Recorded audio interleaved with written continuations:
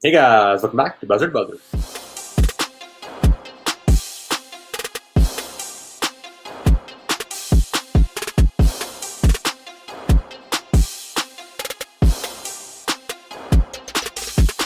Alrighty guys, so we have already covered the eastern part of these NBA playoffs going down until the Eastern Conference Finals. We made our predictions. That video will be in the top right hand as a corner, but now it's time to cover the developments happening in the Western Conference. Guys, there's been a bunch of new things going down, and the Western Conference Finals matchup is set between the Los Angeles Clippers and the Phoenix Suns. However, to take a step back real quick, looking at how these two teams got here. First, looking at the Phoenix Suns. Guys, they were in a 7-game series against the Denver Nuggets, but they pulled the 4-0 sweep. The Phoenix Suns pulled a sweep against the Denver Nuggets, being led by Devin Booker, a guy who is truly making a name for himself in this league, a future face, already a face if you want to talk about right now. Guys, the Suns pulling a sweep. We all know what happened in the series prior to that, the Los Angeles Lakers being booted out by the same Phoenix Suns. And now the same happening to the Denver Nuggets. Our thoughts on the Suns? If I were to look at the healthy Suns roster with CP3, right before CP3, the whole COVID situation, I would actually put the Suns as my favorite to win it all, win the chip this year. That Devin Booker and CP3 have been playing insane, especially Devin Booker. It's what Stephen A. Smith said I was looking at what he was comparing Devin Booker to. He was saying that Devin Booker has potential, or even right now is playing like the late and great Kobe Bryant. And, I can totally see that comparison. Obviously, Kobe Bryant, a phenomenal player, a legendary player, had a great skill set for both offense and defense. And I think that's what Devin Booker provides too. A great leader, insane offensive abilities, shooting, passing, you name it. He's good at everything. And he's been CP3, obviously. We've all talked about CP3's basketball IQ, his presence, what he does to the Phoenix Suns, and how he helps them win games. And if we're going to talk about that series against the Nuggets, the Nuggets just got outplayed in every aspect. A sweep just says it all. It's clear that one team is more skilled than the other. One team is better at things than the other. And yeah, there's not much to say about that. Good. I guess it was a good effort without Jamal Murray by the Nuggets, but Jokic could only do so much. Give credit to the Suns. Yeah, to touch on where the Nuggets are at, Michael Porter Jr., he's just not there yet. I could see him being 2 years, being an all-star. He has the potential. We've seen him progress, for the past few years. So it's not like he's not getting any better. He's getting better. And he has some nights where it's like, wow, this guy in a year or two could be a top 10 player in the league. But he's just not there with the consistency. He's got to work on his game, and he's working on it. And that's a really good sign of potential. But you can't run the offense. It's hard to run the offense through center. Obviously, Jokic did an amazing job winning MVP this year, but you needed Jamal Murray. They had their win percentage that was better without Jamal Murray. But then again, at the end of the day, right, you need some guy downstairs you rely on the offense to, and Jamal Murray was that guy that they couldn't do it. As for the Suns, CP3 is sort of becoming like that Alex Smith to Patrick Mahomes. He's like the developmental leader for these young players. He did it with Shai Gilgeous-Alexander. Shai Gilgeous, I don't even know how you say his name. You saw Vince Carter do it. We just saw Vince Carter do it with Shai a few years back. These veteran guards, regardless of how amazing, not to say that they weren't amazing, but they sort of helping sort of a new wave now that they're helping these guards learn and adapt the game. And this could be a trend we see grow, and we have that quarterback like Andy Dalton. We have Justin Fields sit behind him for a year and sort of learn the game before they get thrown into the situation. So I think it's going to be a new trend. I love the veteran guard, young guard combo. We've really seen Devin Booker take a next level in this game. And, to say that he's being compared to Kobe Bryant is nothing short of amazing. Harshaw, I especially love that last analogy. And I could see it coming into full play. It's crazy to just see the magnifying impact where Chris Paul has had. I feel like especially in Lob City and with Houston, his name was tarnished. He was severely underrated. Maybe it was just a system he was playing under. But now, with the past couple of years, seeing the impact he had with the OKC Thunder, and now with the Phoenix Suns, he is not only setting him up for a huge payday in the future, but also showing that he is a top point guard whose name should go down in history. And if he wins the ring this year, and hopefully comes back from COVID-19 protocols, that will for sure be cemented. Talking about the Suns, LB, you mentioned it. Devin Booker, he honestly has that mentality of the assassin. Steven likes to say that Kobe Bryant, assassin. He's ready, so young, averaging 28 throughout these playoffs. In his first game against the Los Angeles Clippers in the Western Conference Finals, comes out and drops 40 points, a triple-double. This guy, he is honestly making it such a big name for himself. So proud of this dude. The Phoenix Suns, overall as a team, Mikal Bridges, Jay Crowder, all these guys stepping up, finding their unique roles in a way in which previously it was not possible. I'm talking about from the heart right here. Jay Crowder, we saw him in the system with the Cleveland Cavaliers. It just wasn't there. And it depends on other teammates, coaching staff, but seeing how the Monty Williams led Phoenix Suns and the executive of the year, James Jones, former teammate of LeBron James, making this organization the way they are, it's a lot to be proud of. The Denver Nuggets, Nikola Jokic did everything he could. Archie, you're talking about it. He dropped 32, 20, and 10 triple-double. Not enough. What's up? I don't think James Jones should be known as LeBron James' teammates, but the man that also made 6 straight finals, okay? Like, he's not LeBron's teammate. He's the man that made 6 straight finals. I don't want any James Jones slander. But no, looking past that, right? Chris Paul, reports have come out that he's on COVID protocol. He's not allowed to be on the bench. He's not allowed to be on the player. We know he tested positive. And it's still amazing that he's reaching out to be his team. He's coaching these guys. He's really doing his best to reach out as limited of contact he's allowed to have and try and coach these guys. We saw the impact he had to those young guys. You can see what they're doing. There's a video of DeAndre Ayton and Devin Booker FaceTiming him right after they beat the Clippers in Game 1, going over how they played their game and like the tips they learned. So we love to see the impact Chris Paul has. Damian Lillard, he won Teammate of the Year award. He may be a great teammate, but I think that's Chris Paul's award. Like, I don't know how Damian Lillard won it. I don't really know how the voting works for that award either, but I think that's Chris Paul's award. I think you got to reach that. Maybe gave it delayed 1 year to Chris Paul. I'm actually like really happy right now that Chris Paul is finally getting the attention he deserves. I feel like my man's been so underrated his entire career. I just think it's a factor. It's because of, him not winning any chips. He doesn't have a chip so far. The whole Lob City, that didn't really work out. Booted out of the playoffs, early exits. It's a matter of wins, and I think that's why he hasn't gotten a lot of recognition. But I think when people last year, when Chris Paul was on the Thunder, and he loved that team with a bunch of literally not great players, like average players, right? He completely single-handedly led that team to, I think a great run in the playoffs, a respectable run. And he did what he could. I think that's when people start recognizing his skill, his talent, what he brings to the table, his phenomenal skills as a leader. And this year for sure is showing with the Suns. They're in the Western Conference Finals. This is his first year with the team. Like if that doesn't show you his impact, I don't know what does. Like you said, Harsh, I think he's the best leader in the NBA right now. And I really hope the Suns will win. I think Chris Paul deserves the chip. Same thing with Devin Booker. For sure. Last year, we saw that they were 1 3-pointer away. I think Shai Alexander against the Rockets. But yeah, the CP3 impact, it's for sure not a phenomenon. It's 100% real. CP3 was drafted to the league in 2005, 2006. That was in the middle. The defense was such a big thing. And I feel like when he went to the Clippers, he was there. He was playing offense. But now you're really seeing him playing on the defensive side of the ball. And the impact he's had on the complementary of DeAndre Ayton and Devin Booker make these players truly show their true colors, especially to see, and wish them nothing but the best of luck against the Clippers. Alrighty, guys, and now talking about the Los Angeles Clippers, guys, they have beaten the Utah Jazz 4-2, coming back for the second straight time in these NBA playoffs in a 2-0 deficit, beating the Utah Jazz.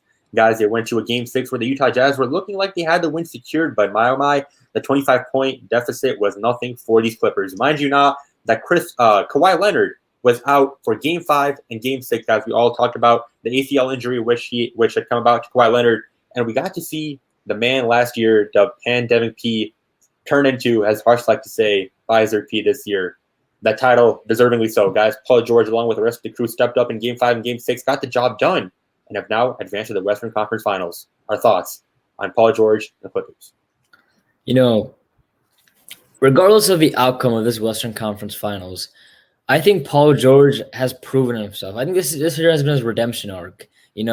Last year, what you're talking about, Rayon, slander was crazy. Playoff P, Pandemic P, Way Off P, you name it. This man had every nickname to tarnish his reputation. PG 13%. Yeah, exactly. everyone was clowning on him, clowning on Kawhi too, obviously choking. The whole Clippers were just seen as a team who choked and the waste of potential, right?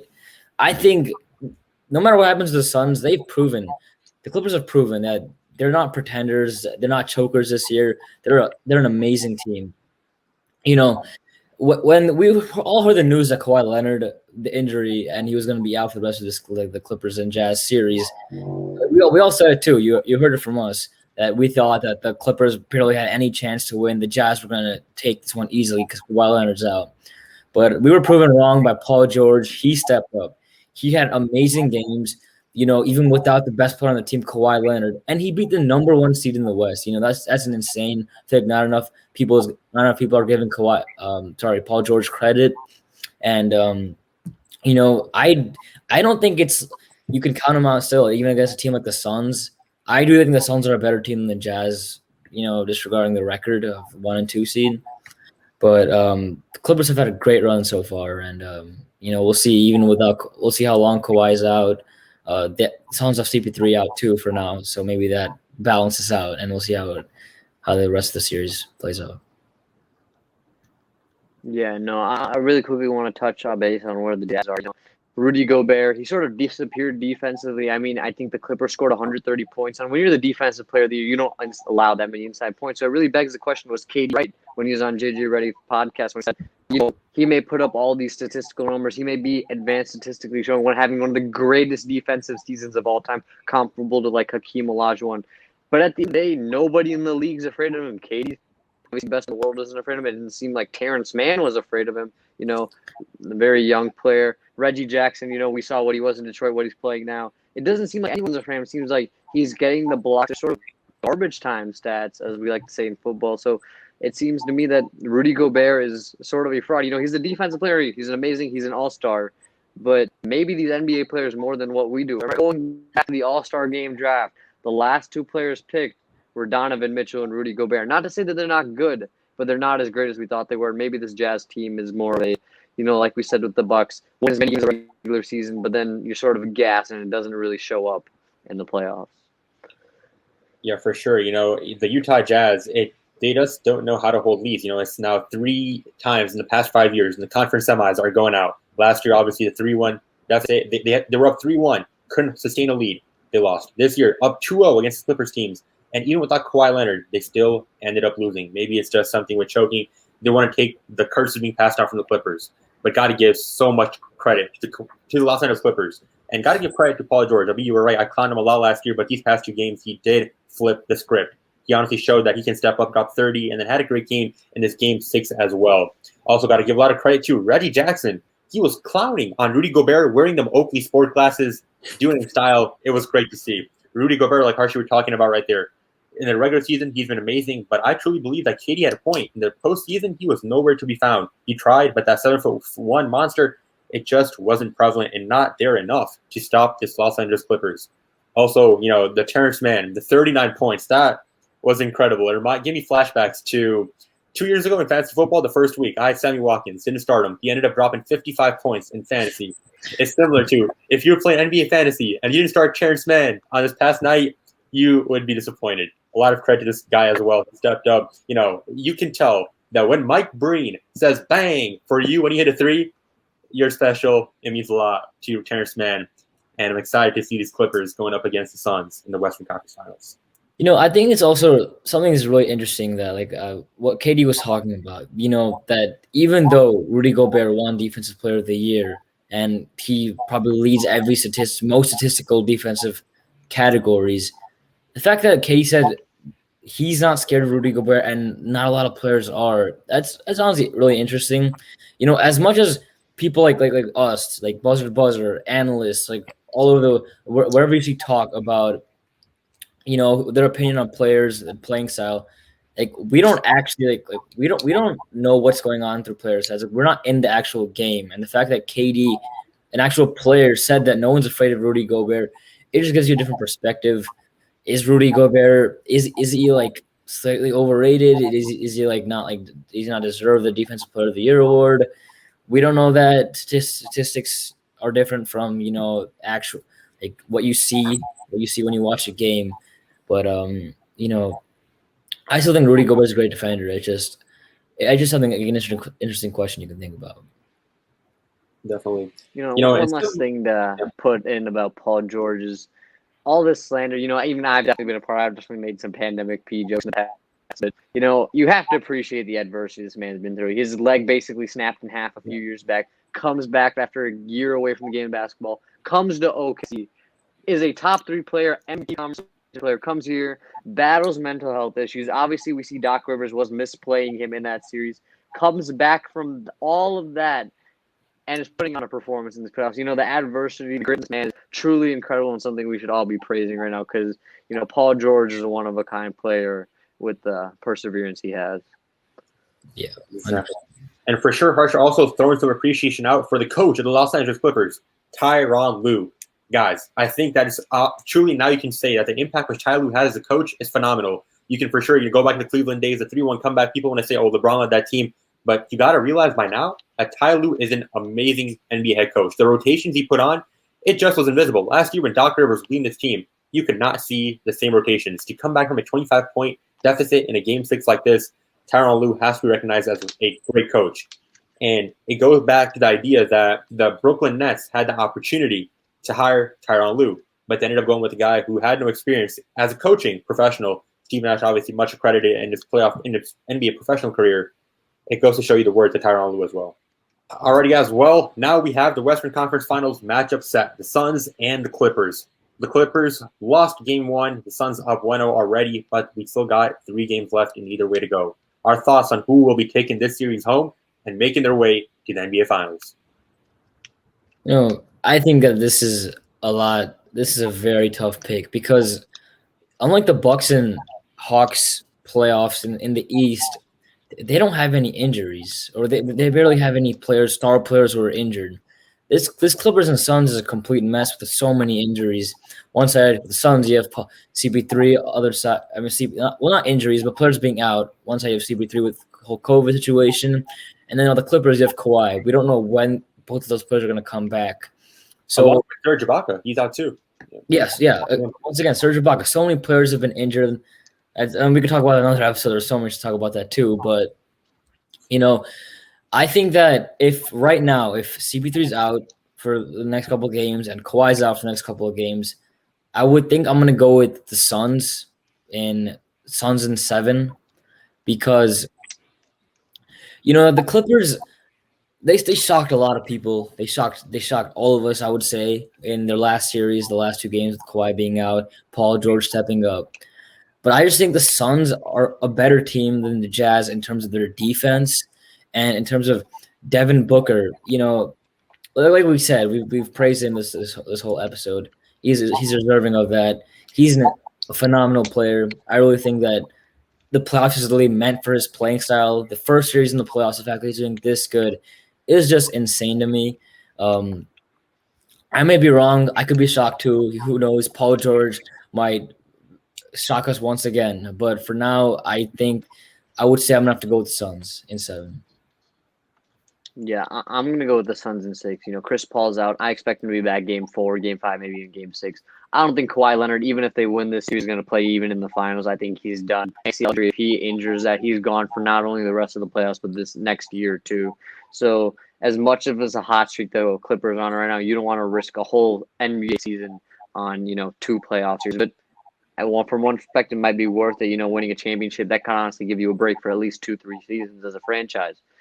So looking at it from both perspectives, I still don't think Leonard plays. Chris Paul is going to be back, and this team is way without.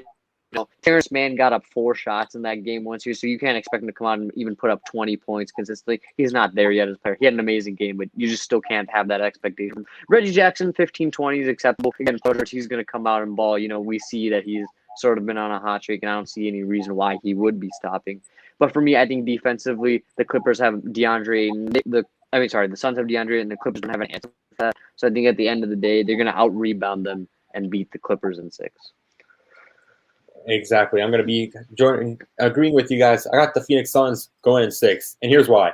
It's looking at the Los Angeles Clippers. Kawhi Leonard will not be coming back in this series. And expecting Reggie Jackson, Terrence Mann, and Marcus Morris and Paul George, as good as they have been, it's a lot to ask them to keep on stepping up every single night. It just will not happen. You also got to realize that Chris Paul will be coming back. And if all is well with COVID-19 protocol, the earliest he could be back is Game 3. And when he comes back, we already talked about the impact earlier today, guys. It will be phenomenal. Seeing him, CP3, Devin Booker, DeAndre Ayton, they are ready to go on.